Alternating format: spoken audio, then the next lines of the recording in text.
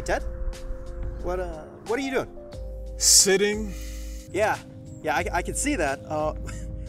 What's with the umbrella? I'm wearing my best suit. And I don't want it to get wet.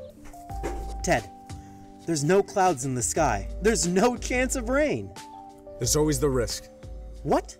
The risk of rain. Hello everyone, and welcome to the Saturday Afternoon Review. Every Saturday, we're going to bring you a brand new review and help you decide whether or not that game should be added to your gaming library. Along with my good friend and partner in crime, Ted, we plan to delve deep into every aspect of a game. But, which games are we going to bring you? Well, we want to give you everything from AAA titles to indie games to games from our childhood that we think maybe you haven't heard of. Hey, Pat. What's up? Hey, Ted. Just filming the intro. Like, Wait, right now? Yep, just like I said I was going to do. Right at this time. Huh. And I was like, hey, don't come walking in the shot. Hope I'm not interrupting anything. Nope, nothing at all. Alright. What are you here for, man? Oh, you have chicken catatori burning on the oven. Did you take it off? What'd you do? Nothing? Well, I mean, I left it there. Yeah. Well, okay, I guess that's something that you can do too. So, let's dive into our game for this week. Risk of Rain. Ted, you ruin every single shot we do.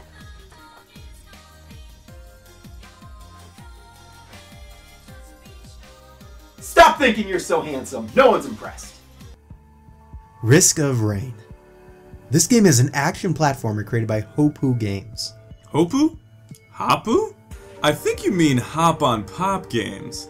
Hopoo Games consist of just two students from the University of Washington, Paul Morse and Duncan Drummond. Interesting fact, also the creators of Morse Code and Dunkin' Donuts. Ted, I think you're confusing their names with somebody else. Delicious, delicious donuts. These two men had a vision for a game, and after they started creating the game, they put it on Kickstarter and achieved the funds needed to produce the game in just 4 days. By the end of the fundraiser window, they had quadrupled the amount of money they originally asked for. Quadrupled their money? Maybe I should do a Kickstarter. I've always wanted to make a big bowl of potato salad.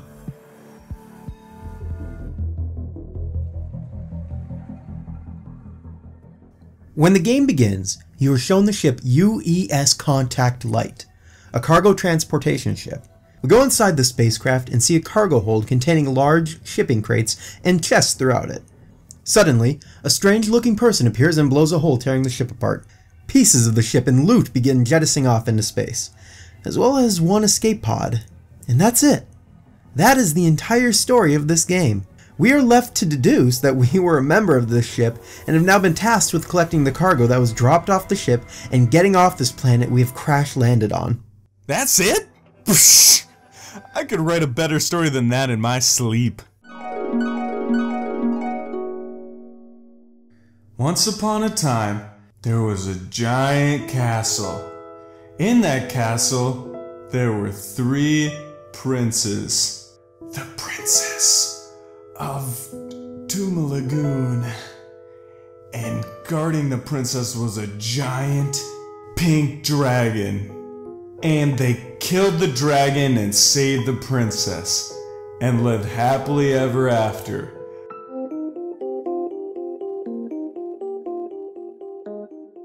The basic gameplay of Risk of Rain is simple. You start off at a random point on the map, and your goal is to find the teleporter. There are 5 stages you must get through before you can get back to your ship. Along the way, you will fight monsters that will give you experience and money. You can use the money you receive to purchase precious items strewn across the map. But that is just the very basics. What makes Risk of Rain so unique is how your experience changes on each playthrough. Although you only play on 5 levels before you reach your ship, there are 9 different levels total you could play on. These levels each have their own style and challenges. At one moment, you could be fighting on a snow-covered mountain, and then be teleported to a scorching hot magma wasteland. Welcome to beautiful Magma Barracks. Here, you can live out all of your wildest fantasies. Take a dip in one of our many magma jacuzzis. don't forget the sunscreen. Your tour guide for the duration of your stay will be none other than Mr. Cremator himself. Careful, he has a bit of a hot temper. Magma Barracks. You can't beat our heat. Each area, in addition to the environmental hazards, will be littered with enemies. You start off facing easy jellyfish and lizardmen, but towards the end of the game you are fighting giant jellyfish and giant lizardmen. Each enemy type also has multiple subtypes. Blue creatures shoot out electricity, green enemies can heal enemies around them, and orange can shoot missiles at you. The enemies don't just get bigger, but tougher as well. Perhaps the most interesting mechanic in this game is the difficulty meter. With each passing second, the meter rises, and at specific intervals, the difficulty increases. It starts at very easy, but before you know it, you are faced with ha ha ha ha difficulty.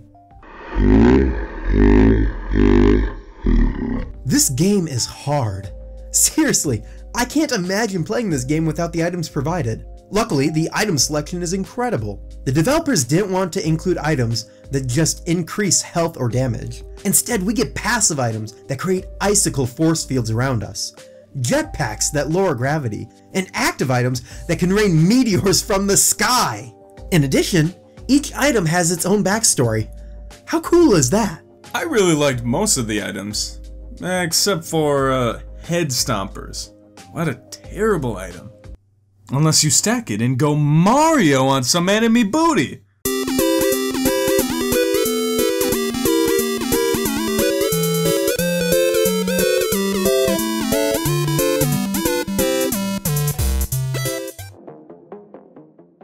This game has a lot to offer in terms of collectibles, achievements, and secrets.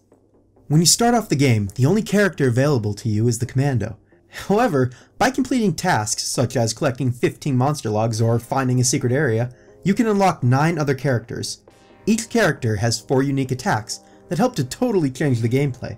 You can play a game as the sniper and fight every enemy from long distance, or get up close and personal with a melee fighter like the monster Acrid. The different playstyles of each character help keep the game fresh. Tan and I were constantly changing characters, just because it was fun to experiment with the different combinations. Personally, my 2 favorite characters were the Cowboy and the Jedi.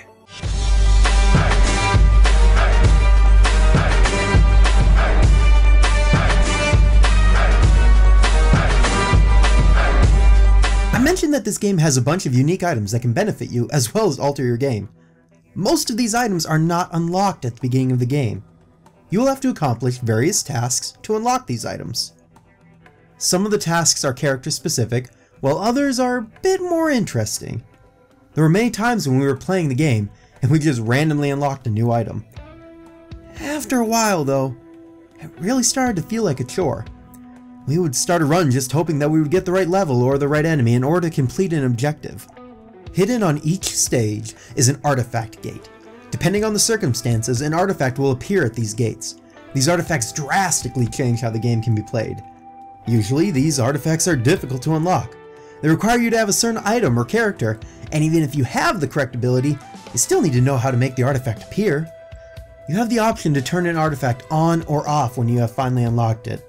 This means that you could do a run with as few or even without any artifacts, or do a run using every artifact and watch as chaos unfolds. You have battled through 5 intense levels in order to get back to your ship, only to discover that it has been overrun by the creatures found on the planet below you. Make your way to the bridge and come face to face with the man who started all of this, Providence, Bulwark of the Weak. This fight really is an epic battle.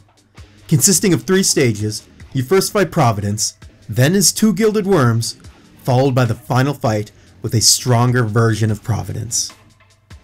After finally defeating him, you can take control of the ship and leave this planet. Bulwark of the Weak. Mother of many? Gentle protector? Pat, are we the bad guys again? It certainly seems that way. After you retake control of the ship, a final line is written about your character. Each character has a different line that relates directly to them, but the overall theme is that they have lost their humanity. Their time on this planet has transformed them from caring individuals and made them into what they were fighting. Monsters. Oh. I'm sad now. Me too, buddy. Me too.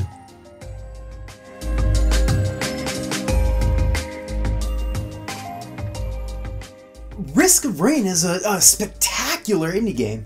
The fact that an indie masterpiece like this was created by 2 students is incredible. I think you may be over-exaggerating the quality of this game. There are many indie games that are graphically superior, with equally small design teams. Take Fez or Braid, for example. And the story is a joke for how little they put into it. The storyline's depth is akin to the early Mario games. A game like this isn't about the graphics. Much like Borderlands, it has its own unique look to it that helps immerse you more into the game. As for the story, well, you got me there. The story isn't that great, but the game more than makes up for it with the selection of unique items available to you, plus the randomized gameplay. After playing this game, I found out that about a third of the items aren't really fun or exciting, and there's only a total of 100 of them, whereas another game like Binding of Isaac has over 450 items. For a roguelike game, this one's actually pretty limited. There are only 20 enemies, and sure, the maps change, but after you've played each map twice, it just starts repeating. Ted, it's really unfair to compare this game to other rogue-type games. At its core, it's closer to games like Mario or Contra. The fact that you have all these items you can pick up only enhance the gameplay. If you add all this together with how tight the controls feel, I think you might have one of the best indie games of the past decade.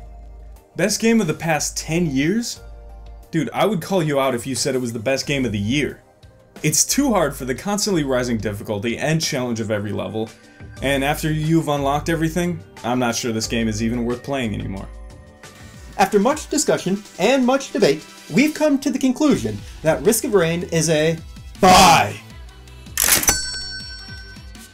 Pat made me say all the negative things about this game, kicking and screaming. I actually 100% love this game. I've already put 50 hours into it. Ted, now the game isn't without its flaws, but if this game isn't in your Steam library, you're crazy. Go buy it right now. You can get it on Steam. You can also get it on Steam. And I think that you can get it on Steam, but don't quote me on that one. Maybe Steam as well. Could be. That's been your Saturday afternoon review for this week. If you guys like what you saw, please make sure to give us a like, a subscribe, especially a comment. We really like reading those. What are you doing over here? Ted, I'm recording the outro. Oh, you're not rehearsing? No! This was it! Guys, this was every single time! Well, if you didn't like what you saw, you can go skydiving without a parachute. Now, let's go do a speed run of Risk of Rain.